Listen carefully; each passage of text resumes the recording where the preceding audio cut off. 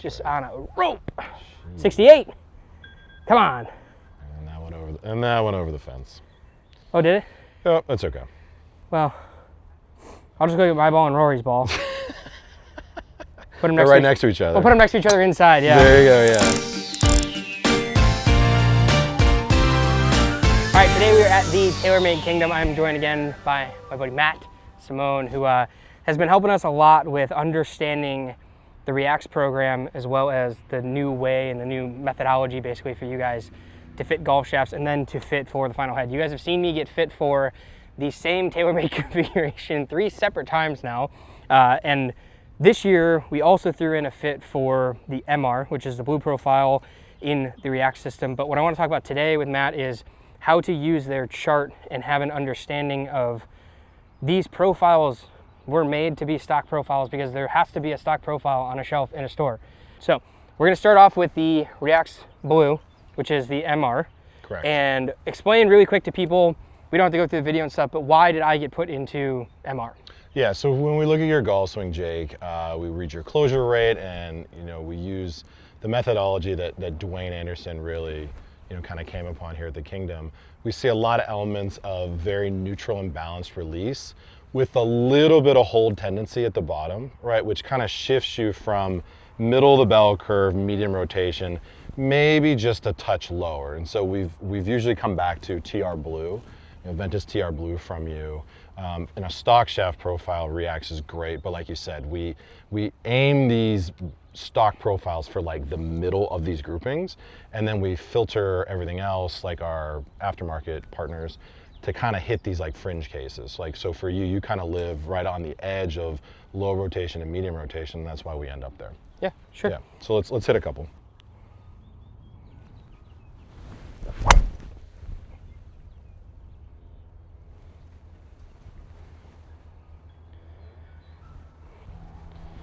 And when we look at that closure rate number, right, you're living right around 1900, which is almost our cutoff between the two groups. Yeah. I mean, it's a spectrum, right? I mean, we have to define it some way. Yeah. But in general, yeah, you live just a little bit on the lower side of medium. Yeah. Which is great. So this is where we would start you with, and then we can kind of go from there. We've been, I think the highest we've ever seen is 23. Yeah. And that's probably one of the lower ones we've That's ever one of the seen. lower Yeah. ones we've seen for you typically, yeah. Oh, Yankee.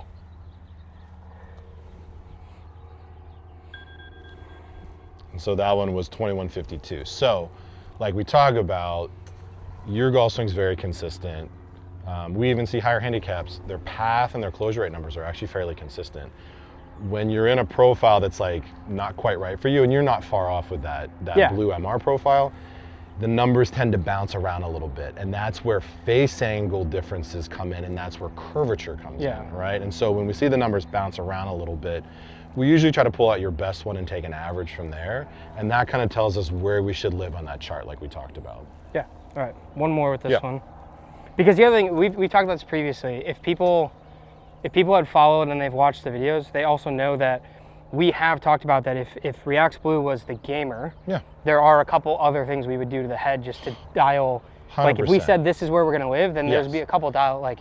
So that's important for people to know too. Is like it's not. It's not that this is good or bad. It's that this is the perfect starting point. The really important thing to remember is with a shaft, especially one that fits you for your release style, it doesn't mean it's going to go perfectly straight. As a fitter, you know this very well. If the ball moves in one direction, we can handle that, right? We can move weights around, lie angles, potentially even a head model change. What the impossible thing to fit for is Army golf. One left, one right, one straight, and then you're like, now I don't know what to do. Do I move CG more toe side or heel side? Like, then it's very challenging. So when you get in the right shaft, it doesn't mean when you're in the bay or on the driving range, it's gonna work perfectly straight, but it should feel good to you, like while you swing it, and it should move the golf ball in one direction. Yeah, and then we also haven't, so people know, we haven't moved the adapter, and the only thing we did was take the weights and put them in the back, because that's the one thing we do know is that if those weights are in the front, not my jam. Yeah, exactly.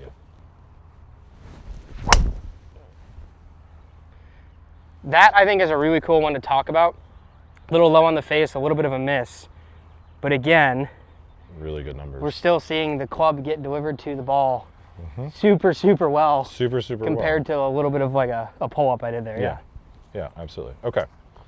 So, like I said, if we jump over the chart and you're kind of fluctuating, like I said, around like low 2000s, right, which is that break point like we talked about.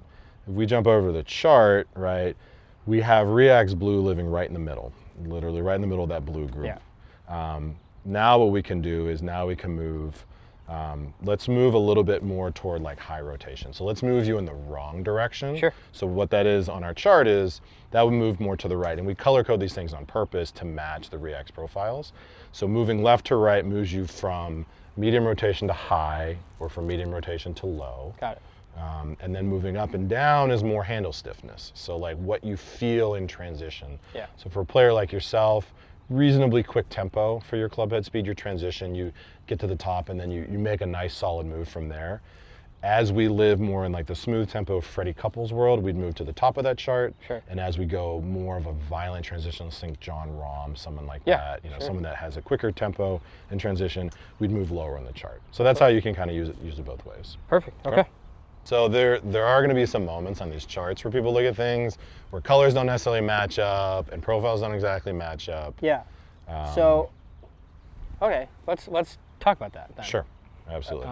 Because that's kind of what I'm trying to get out of this, is for people to understand the answers to those questions. Yeah. So we said we were going to the high rotation side of the chart, Yes. and then you just threw a Kylie white in my hands, which Right. I think people would inherently, according to launch profile Right. designations, Yes. would say that that's a little bit odd. And I think Yeah. that that's actually the purpose of why I'm doing this with you today, is For sure. let's help people understand, you know, a little bit of insight into how you guys measure them, Yeah. as much as you can give. Yeah, for sure. And then also why stuff like that exists. So we love our shaft partners, Mitsubishi, Fujikura, UST, all of them. They work on their own equipment to their own historical data. And so when they create these profiles, very much the historical way of looking at it was on a robot. And so all of the magic that they put into that design for Mitsubishi probably does produce like a low launching, low spinning style of shot. What we do when we measure these things we measure them blindly. Like they don't have graphics. Like we know what the name is and the weight and the flex because we have to identify them later. But we measure them all blindly and we pull in all this information, center of gravity location, torque, tip flex. We look at tip flex at 4 different places, up the tip section a little bit. We look at handle stiffness. We look at all these things, and then what we've done is we've pulled all that information into like a specialized formula, basically creating a variable more toward the playability of the lower half of the golf shaft, Yeah. and then the upper half of the golf shaft. So what might be traditionally like a low launch, stiffer tip profile, the way we're looking at it is a little bit of a different way. And so when you look at these charts, yeah, some profiles might sit in some regions that you might not expect, but when you swing them, the color or whatever was supposed to happen is going to flesh out to how does the shaft actually perform during the motion of the golf swing. And that's Sure. really all we care about. That's why we Yeah. try to create like a playability metric more so than just Love that. what does the ball flight do if we put it on a robot. Yeah. Okay, so we're still, everything's the same still. Everything's the just same, switched out shaft. same head, same hosel settings, everything. I just changed the shaft.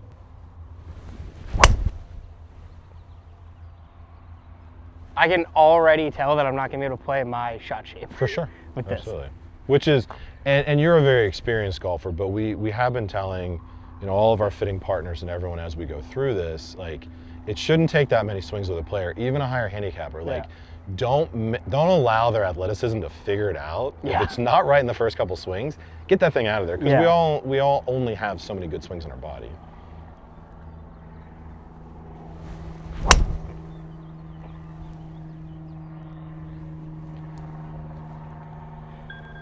Yeah, and the funny thing is you can tell like speed's down, your rotation's about the same. So That, I still, every time we It's do something like crazy, this, dude, right? I still get like, it just makes, it doesn't make sense to me that Yep. that's a thing, because you think that like such a drastic profile change would start changing how the head's coming through it, but it doesn't, like it doesn't.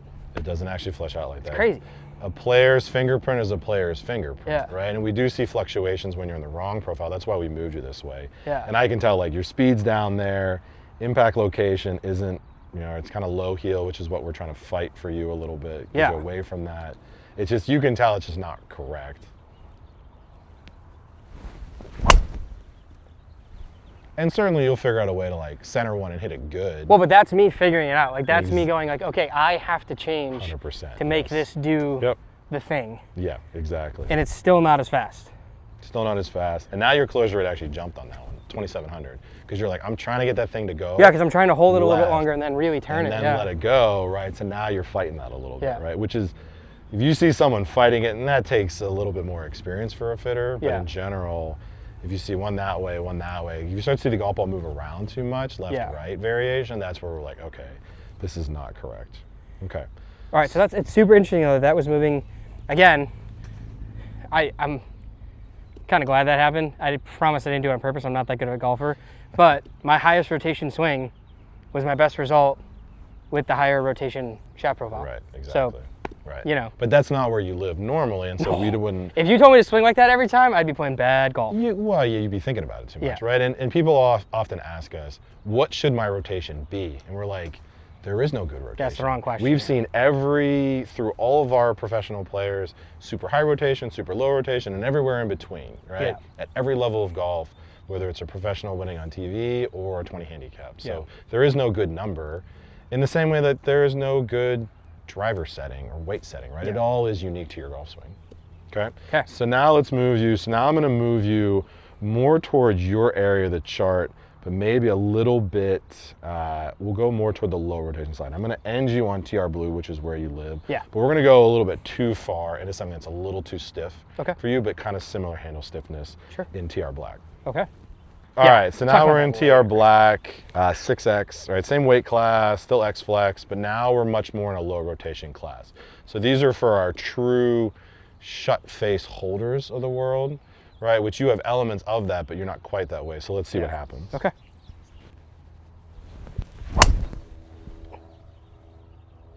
That's just so much work. Yep.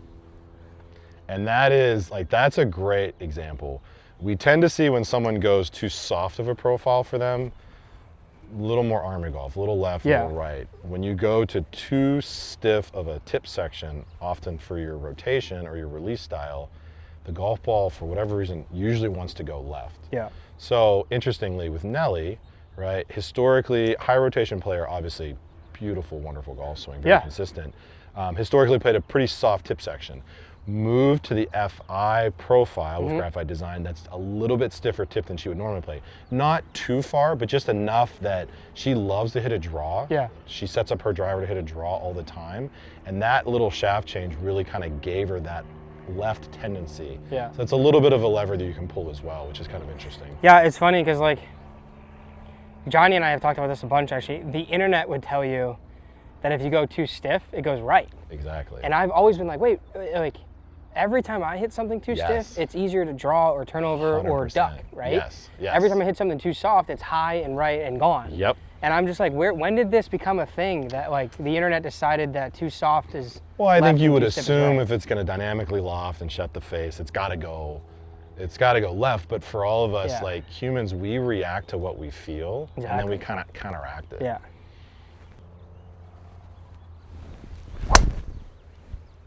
There you go. Like that. Like that. All right. So if you needed auto draw, just do that. Yeah. Put that shaft in there. But again, now your closure rate's, you know, fairly stable, jumping around a little bit, still in that low 2000s range, which is exactly where you typically live. Yeah. A little bit better ball speed there, but you're playing with more of a shut face. But now we're getting into like the 1400s in spin, which is fairly unplayable, obviously, and you don't like that shot shape.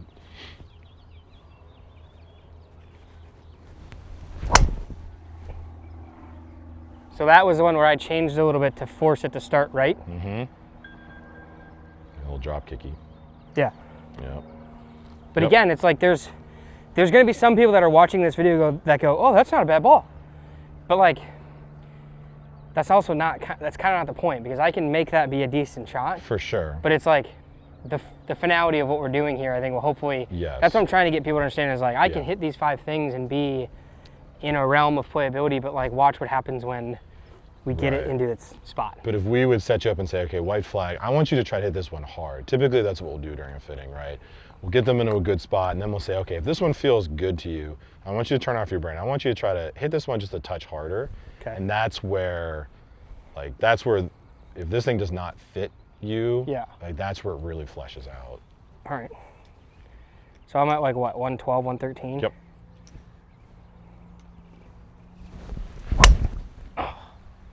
Yeah, that's ugly. So it's ugly, right? And it's not really fun. I mean, you get away with it because you're a good player, but it's Well, not but gonna that's, I live. mean, 825? Yeah. That's not. It's not going to do it. No. Right? All right, so now let's move. So now we're going to move you more into the realm rotationally where you should be, but I want to give you something that feels very, very stiff, so it lives at the bottom of our chart. So we're back to the blue group. Okay. We're out of the white group, but now it's going to be very, very stiff in the handle, so we'll see what that feels like to you. Cool.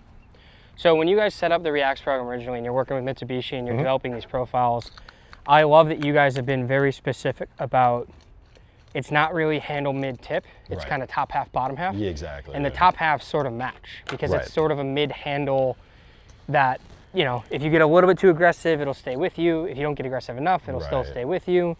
But then the bottom is when you have all that differentiation to where you can really dial in that rotational Sure. profile, which you guys have isolated as such a cool variable. Yeah. And I think that this is the part that people are missing is on this chart, okay, if REAX goes this way, Yep. then there's all this stuff that goes this way. Yep. And we need to figure out where somebody lives on the top half of the golf shaft while keeping the bottom consistent for their rotation. Yep. Which is it's a new way of thinking, and I think that's why, I don't want to say it scares people, A little bit. but I think it makes always, people skeptical, right? Yeah, for sure. Because if it's a little different from what you would normally do.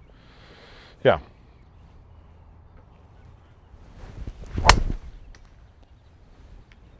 That was really high. Yeah.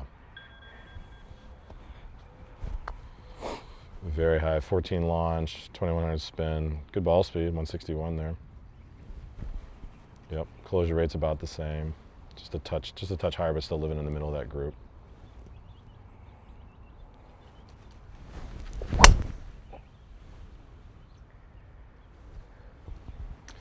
So that's one where when you start to see vertical differences, Yeah.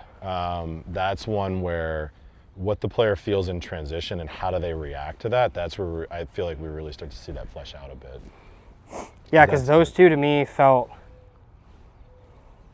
you know, here. Yes. The one felt like I was in a good spot, and then the second one was like, oh, this is beating you. Like you're. Yeah, absolutely.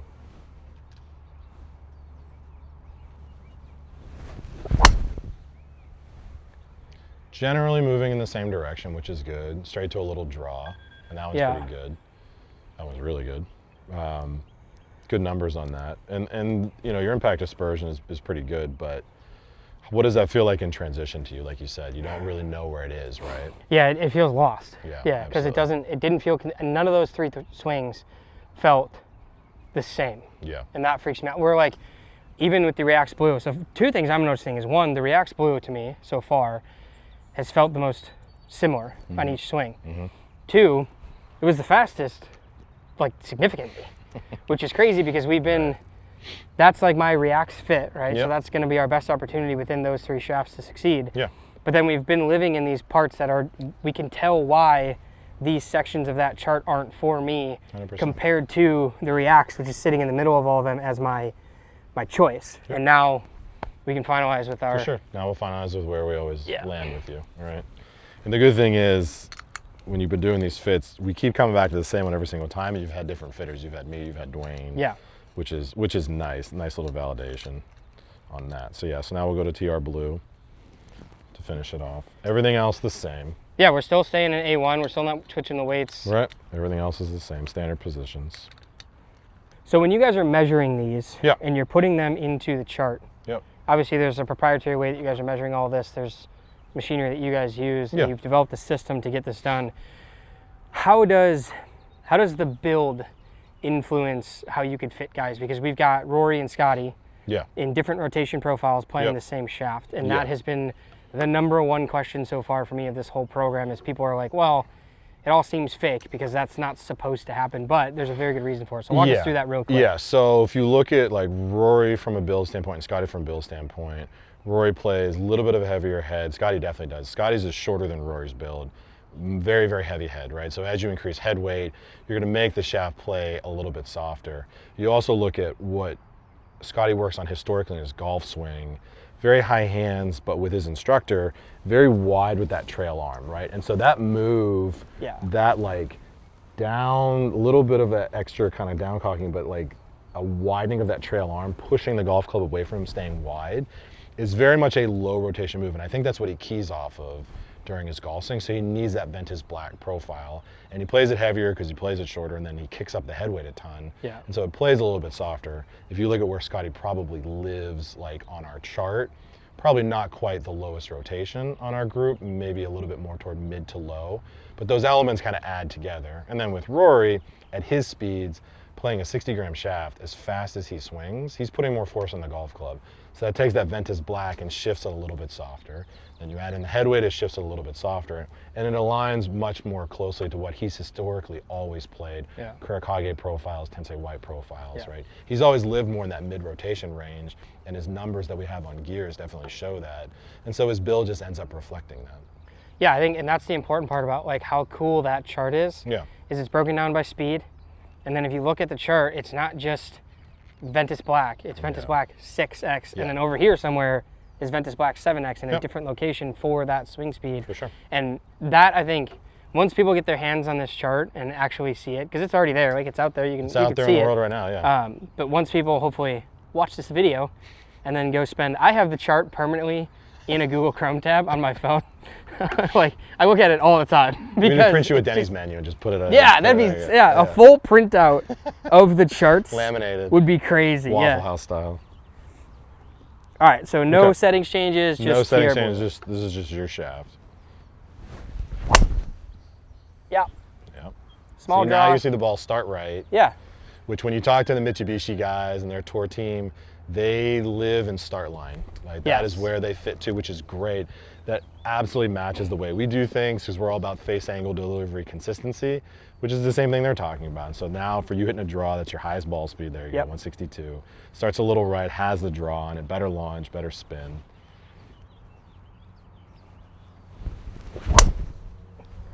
That's me just overcooking. Oh, good. But that leads us in, okay, so, 165. There you go. At, I can't see it. What was the swing? Club head speed? Yeah. Like 112 and a half. Yeah, so okay, so we're back to the speeds I had with the REAX. Yep. But ball speed's actually a little bit better. Yep. And we still haven't made head adjustments. Yep.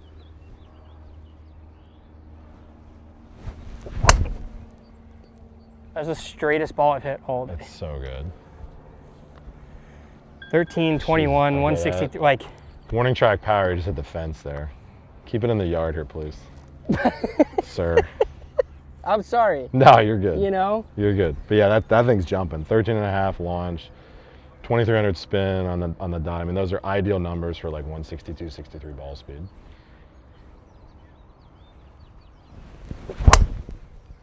Beauty. But I feel like there's a level of comfort, and obviously you know that shaft quite well, so that makes total sense where you're living. Oh, almost hit the pole. Yeah. So, I mean, that's, 163 and a half. Spin numbers are consistent. Yeah. Impact numbers are consistent. Closure rate numbers are very consistent now. You're at like 22, 23, 22, 23, yeah. 21, right? And which is back to where I'm kind of live. Like 22 is 22 sort of where my is speed where zone you is. live. Yeah, and 24 is about average, middle of the bell curve for us. So yeah, low 2000s for you is where you live, which is right where that shaft lives. Yeah. So, yeah. Okay, last one is let's throw this into Okay. the, what are we, upright, 2 lower? Upright. Is that right? Yep. Every time I hit this thing, something happens. Special things. Special things for special players. Bombs. Jeez. See ya. Yeah, the one that starts just a touch right and just falls left is very playable. Yeah. Yeah, man. That's still fast. Super fast, yeah. That's right where you're living. Club head speed up to 114, which is great. Well, because now I feel like I can just go. Now you feel like you can go, right? Yeah. Yeah, which is what we talked about. When it feels good to you, yeah, you can turn your brain off. And you are hitting it really straight. Like that's like my start lines get a little iffy with the new swing. A little bit. But the flight is, straightness is yeah. like, Yeah, that's crazy. That's a cool one too, because that one dropped in spin a little bit, but the profile is still delivering to kind of make up for that. Yep. Yep. To get that speed out of where I hit that ball is fun. Yeah. All right, let's go like 115 here. Okay. Just dead straight. Jeez, oh man, dead straight. A little high on the face. A little high in the face. Still really good numbers. Love that. 114. Yeah, so when you try to hit that one hard, 2,300 closure rate, right? Like we Yeah. talked about. So that is just, that's your fingerprint. All right, I gotta. You need to start doing temporary tattoos or something with your rotation groups. Oh, you make t-shirts. Yeah.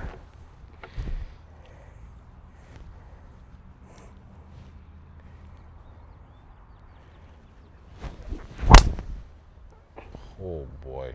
Come on. There we go. 66. There you go. Come on. There you go. Love that. Come on. That was gonzo. 114 again. What a wuss. Hold on, I got one more ball here. All right.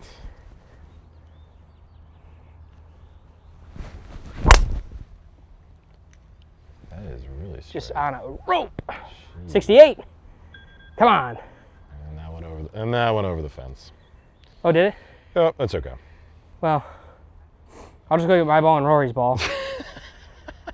Put them They're right next to each other. We'll put them next to each other inside, yeah. There you go, yeah.